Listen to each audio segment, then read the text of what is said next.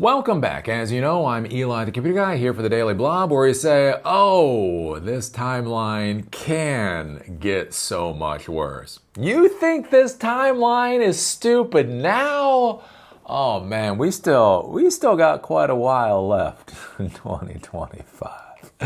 It's going to get stupider. Anyways, before we get into the show today, I am shilling Silicon Dojo, silicondojo.com. We do fireside chats. We're having Louis Rossman in on Monday for a Zoom call, and David Cox, VP of AI models over at IBM. He's going to be in on Thursday of next week. Basically, the idea is if you come and you RSVP, you can come to the Zoom call. You can ask your questions so you can hear the opinions of other people in the technology world. You don't just hear my opinions, you can hear their opinions, which, spoiler alert, many times sound a lot like my opinions because these are the people I talk to. But anyways, you've told me, Eli, I'm tired. Every time I click on one of your videos, all you do is talk and tell me your opinions. It's ridiculous. All right. Anyways, you can come and hear other people's opinions if you go to silicondojo.com and you sign up. I think this is interesting. I talk about with the technology world, everything is interconnected, and so this is something to be concerned about. Ship attacked by Yemen's Houthi rebels sinks in the Red Sea. 6 of 25 aboard are rescued. This is the second ship of the week to be sunk in the Red Sea. And why do I bring this up? Eli, the Computer Guy. We're here for jobs. Tell me how to get a job, Eli. Don't tell me about all this world events and politics. Anyways, I'm trying to explain to you all how the real world works and things to be thinking about and considering. And one of the big issues going on right now is Trump's tariffs, right? Trump is tariffing Brazil 50%. So our coffee, I didn't realize, for some reason, it just didn't even hit me. My coffee. How do politics affect you? Why do you keep talking about politics? Motherfucker, my coffee. Brazil. Yeah, we import a lot of coffee from Brazil. Yeah, there's going to be a 50% tariff on coffee because Trump is having a hissy fit because Bolsonaro, is actually being prosecuted for his crimes. But think about this, right? You walk into the office one day, and all of a sudden, the box of little coffee packets that used to be Starbucks now has a lion face on it. What happened? Well, price of coffee went up by 50%. Your company can no longer afford quality coffee. That is going to be a bad day. That is going to be a bad day for everybody involved in the technology world. But anyways, to talk about these tariffs, copper, 50% tariff on copper. Eli, what does this have to do? Computers, wiring, electrical wiring, tariffs on steel, tariffs on aluminum, again, racks and the rest of that kind of stuff. Anyways, this all affects us. We have an interconnected world. However you think the world should be, this is the world that we currently have. One of the things I think about is George W. Bush back in the day, back when we got into the war on terror that we lost. Anyways, when we got into the war on terror, one of the things that George W. Bush talked about is that it was a war for civilization. I think this is an interesting thing to really be considering in 2025 because, there's this idea of the way that we do things is the way that things should be done, right? This is the proper way that things should be done, but the way that we do things is simply built on our lived experience, on our history, on our inertia. We do things this way because we did them yesterday. We did them yesterday because we did them that way the day before. We'll be doing it this way, 50 years from now because that's how we were doing it, for the past 50 years. It's interesting how basically the way that we do things is just so much of just what our cultural history is and isn't really many times based on logic and common sense and the rest of it. And so one of the things to be considering in the modern world is how reliable systems are and how we take the reliability of systems for granted. I think about this as a Gen X technology professional. One of the things I find most fascinating about the millennials and the Gen Zers is how they expect computers to work. What?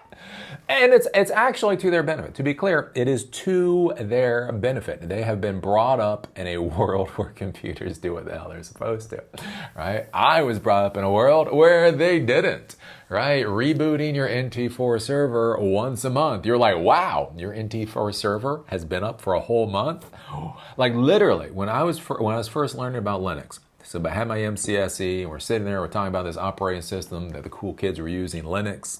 I literally remember talking to this one engineer, and he's like, yeah, man, I use this command called top, and I brought up, the control panel, whatever, for Linux, and I realized that Linux server had been running for over a year. It had been on for over a year. And there were like 4 geeks. There were 4 geeks, and we're like, oh, what? You mean that box has been powered on for over a year? Yeah. No! Right? They're all these geeks. Blowing our fucking mind. 2001, we were like, what? You don't have to reboot that server every 3 weeks? Ridiculous. And but that was the thing, right? Back in the day, servers just blue screened it down. Servers just needed to get rebooted. Remember reinstalling Service Pack 4? There was a Windows NT. There's something called Service Pack 4. Anytime you made a modification to the system, you were supposed to reinstall Service Pack 4. Reinstalling Service Pack 4 took about 2 hours. Miserable, right? Anyways, but you fast forward to 2025 and the kids nowadays, the adults with 2 kids in a house, millennials, ain't young anymore. Anyways, the kids nowadays, they go in, they sit down to their servers, and they literally expect their servers to work, right? But that's one of the things we have in our society nowadays. So we just expect things to function. We expect to be able to fly wherever we want to fly. We expect gas to be there. We expect water to be there. We expect so much of the modern world to just be there. And when it's not there, we lose our minds, right? And one of the questions that comes up with this modern world and the whole argument over the war of civilization is that if you were going to try to attack America, would you actually use a drone against an M1A1 Abrams tank? I guess they're not A1s anymore, A50s or whatever they have out there. Right? Because that's one of the big things we're told, right? Modern war. Everybody's worried about like hypersonic missiles, right? We've got to spend $1 trillion on the military this year. Can't build any more hospitals. We are literally losing hospitals in the United States. But we've got hypersonic missiles.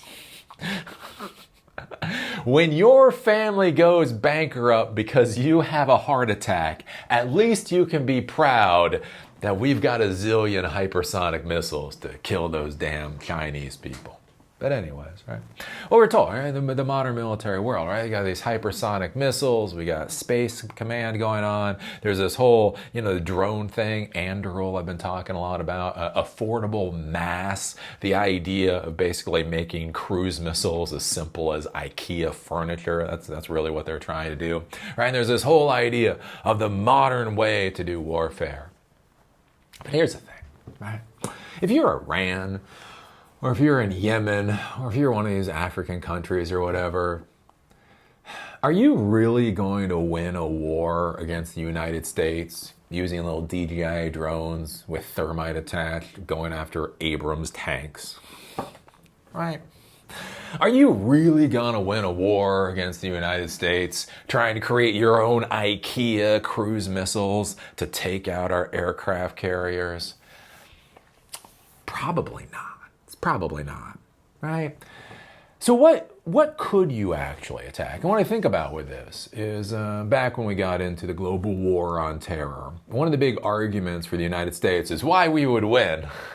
Why we would win the wars we lost, anyways, is because our military ran on MBAs. Not on Navy SEALs, not on pararescue, not on Marine Recon or aircraft carriers or whatever else, but on MBAs, the logistics systems. I actually worked for a corporation. One of the contracts that we had was literally, we had a data center that had been spun up, and the data center was focused on the logistics supply for a single aircraft carrier group, right? Could we use our technology to more efficiently distribute inventory and equipment to an aircraft carrier group that was going off and doing whatever it was going to do, right? Like you look at an aircraft carrier and you see F-35s and you see Sea-Whiz anti-missile systems, you see all that kind of stuff. But as Eli, the computer guy, will remind you, right, you got 1,000 people on a ship, you need a crap ton of toilet paper. Right? The army doesn't fight with weapons, it fights with food. The Navy fights with toilet paper, right? You have a whole bunch of sailors that can't wipe their asses after they take a shit. Life is not going to be good for anybody. It's the logistics systems. It's the logistics systems that make our military so powerful. China, man, should quake in their little slippers after what we did in Afghanistan and Iraq. Anyways, but the interesting thing is with this, you start thinking about that. You start thinking, okay, well, the military. So if you're a Yemeni, if you're Iranian, you're probably not gonna sink an aircraft carrier group. You probably can't fight our hypersonic missiles and all that kind of stuff. But you start thinking about it as what is the real power of our military? And you start thinking about the logistics systems, it's the MBAs. And then you start thinking about, well, like what funds all of this? It's always interesting to consider this idea of civilians, especially with the United States, especially with our stupidity, right? I think about this with civilian contractors. So during the Iraq War, one of the things came up is those damn Iraqis, after we invaded their country and destroyed their society, they attacked us, those evil people. Anyways, so one of the things that came up was there were contractors, right? And the contractors were killed and they were hung and their bodies were lit on fire and it was just horrible, right? But one of the big things I was talking about, contractors. Can you believe these evil Iraqis did this to contractors? Well, now if you think about contractors, and maybe you think about a truck driver, or maybe you think about all the Burger Kings everywhere. There's always a Burger King. Anyways, the Burger Kings or whatever else. Maybe that's what you think about the contractors. Yeah, this wasn't that. These were folks in fucking body armor with automatic weapons and grenades and the whole 9 yards providing security services. Again, not going to get into whether it should have happened or whether it shouldn't happen. But here's the thing. These were soldiers. These were soldiers in a foreign conquered land providing security services that happened to be classified as contractors because that's how we decided to put them in for payroll purposes, right? But think about like calling those people contractors and then being horrified when something happens to them. And I really think about this, again, with the whole idea is like especially with what the United States has done, how the United States has blurred the lines between military personnel and contractors, right? And then you think about, the current war going on with Ukraine and Russia. And remember, it was like last month, Ukraine did this massive DJI drone attack against the the Russian Air Force, right? So basically there are all these box trucks that went all over Russia. You know, DJI drones or drones popped out of the top of them. They basically had thermite grenades attached to them. They landed on the wings. So the wings of aircraft are actually where the fuel is stored. The fuel is stored in the wings. They landed on the wings of these military aircraft. They popped the thermite grenades and they turned a whole bunch of military aircraft systems into absolute slag. So you're probably sitting there, okay, this is a very diverse conversation we're having today. Where are we going with this? Well, what I think about is if you're Iran or if you're Yemen, right, and you're thinking about, fuck, how would we bring the United States or the global economy to its knees? Even with all these drones, you're probably really not going to really go after aircraft carriers. You're not really going to go after Abrams tanks. But what if, here's a question for you, here's a thought. What if you did that same type of attack against O'Hare Airport or Atlanta or Heathrow or De Gaulle? What if you did it on the same day? What if at O'Hare and Heathrow and De Gaulle, you had 10 drones with thermite, right? And basically you wait till the aircraft, all these passenger aircraft get in line to take off.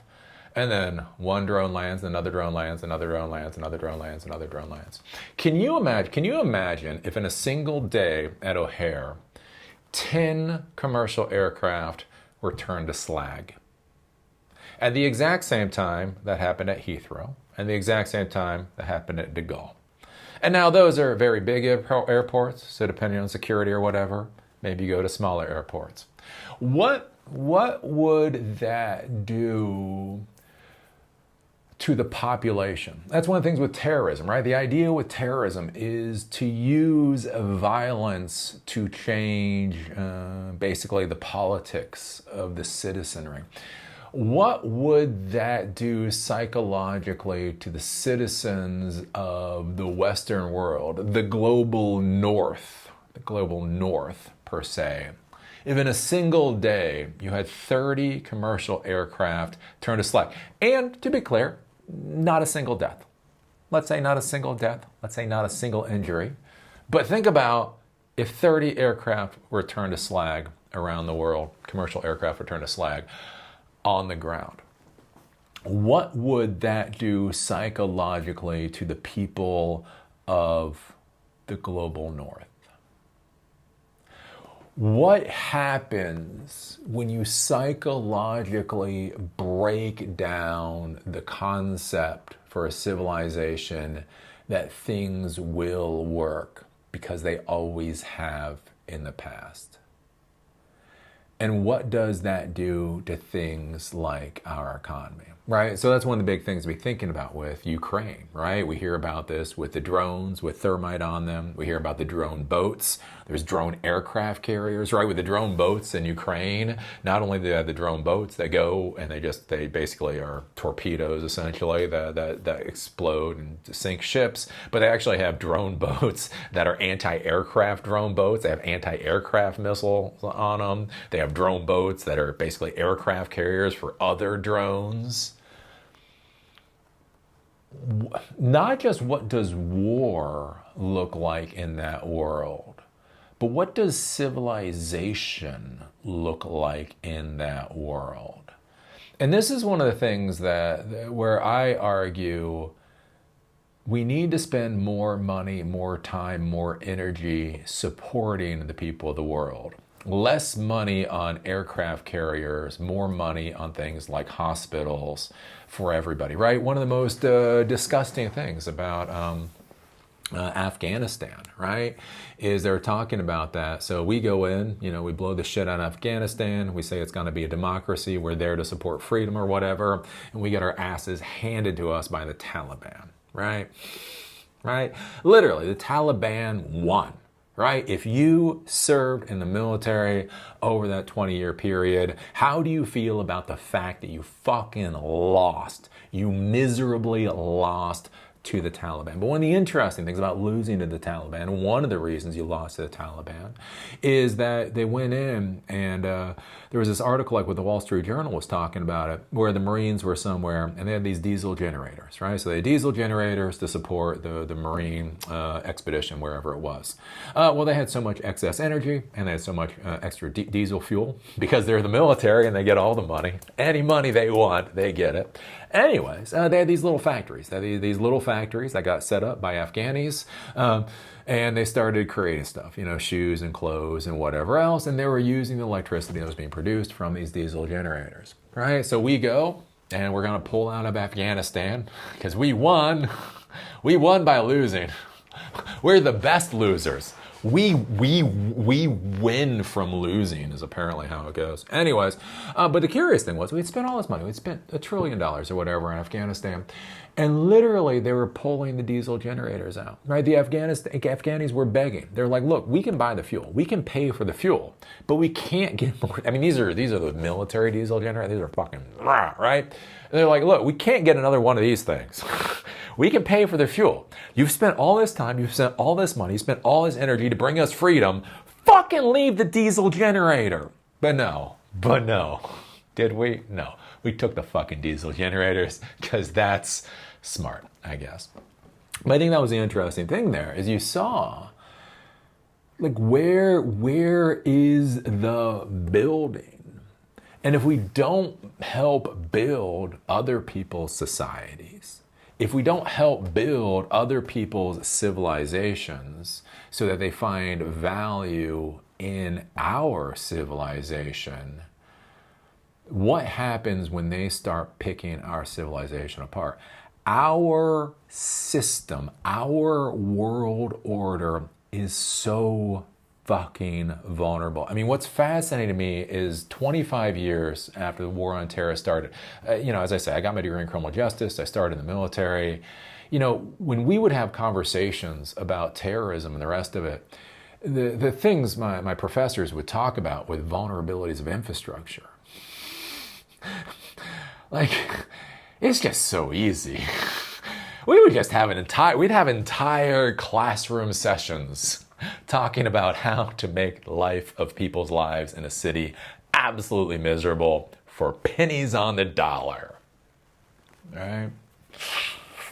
And it's something to consider, right? Especially with AI and drones and all that. So going back to the ship attack attacked by Yemen's Houthi rebels. The second one, this is the second ship that's been sunk in the Red Sea in the past week.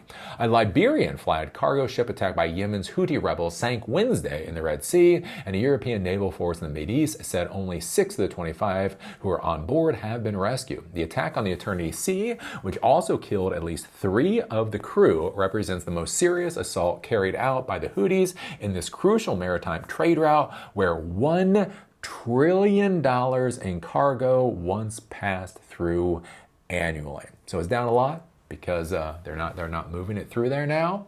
But think about that. $1 trillion in cargo moving through this area. And basically the ships can just be plinked. What happens when the global south decides to start plinking ships?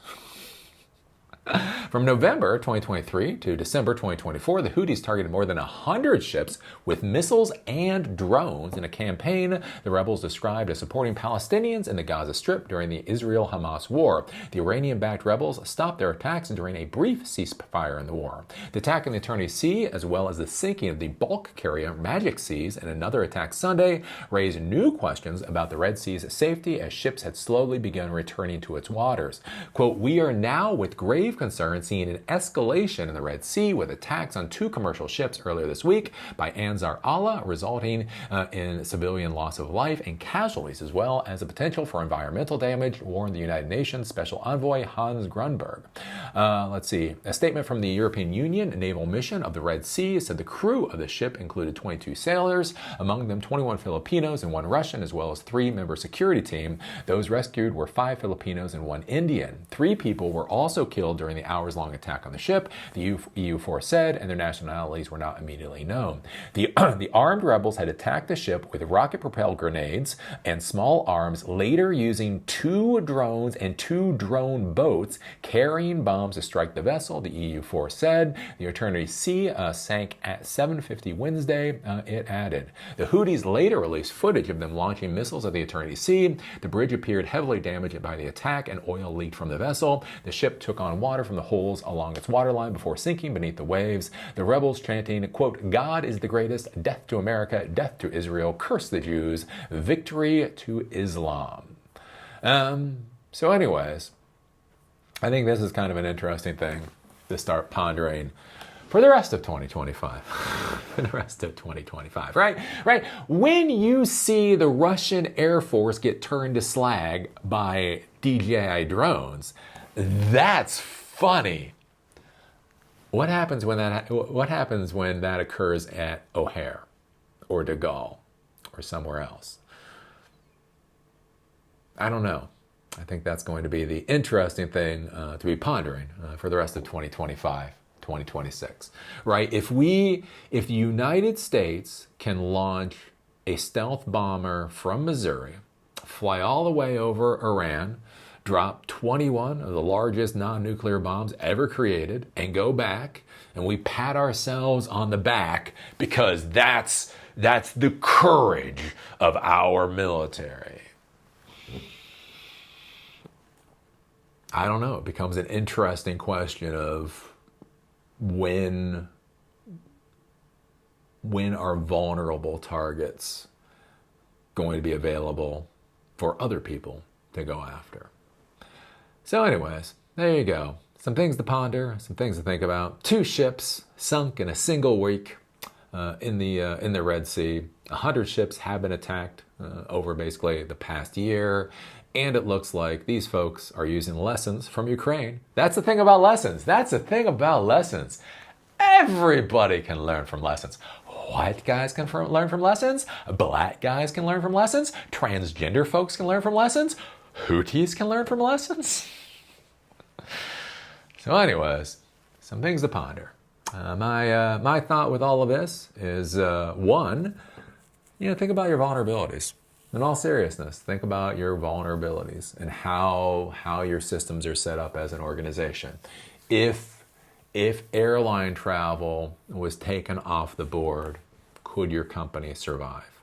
All right, just like you should be considering tariffs right now, where do your products come from? If Trump slaps a 50% tariff on some country because, he's pissed off that day, what does that mean for your company, right? What are the risks for your company?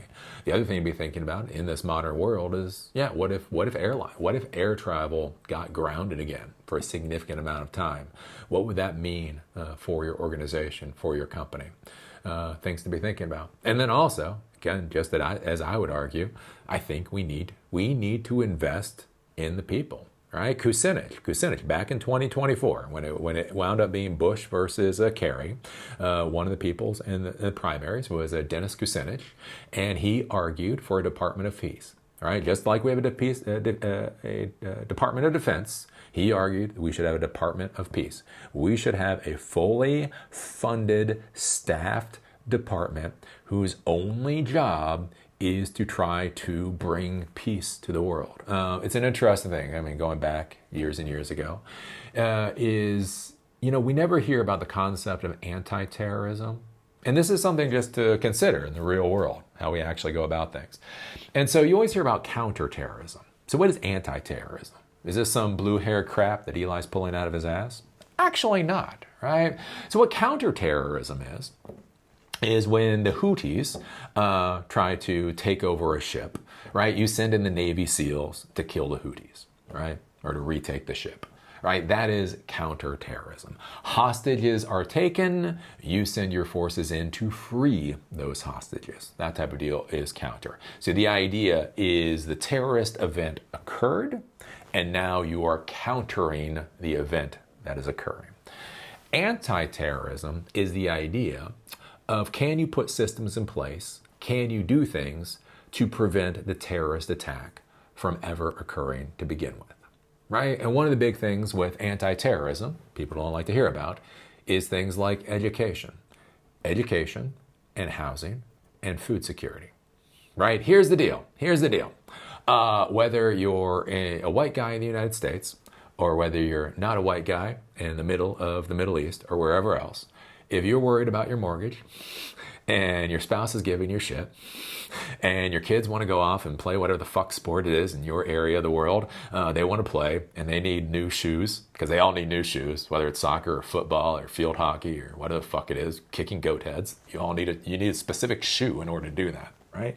Here's the thing, if you're a guy and you're like, oh, it's like, I gotta pay, I gotta make sure the rent is paid. Oh, the wife's on me to do these things, and the fucking kid, fucking. Did you realize? In my day, when I was kicking goat heads around, we didn't need any special fucking shoes. But I guess, modern kids, you need a special fucking shoe to kick a goat head.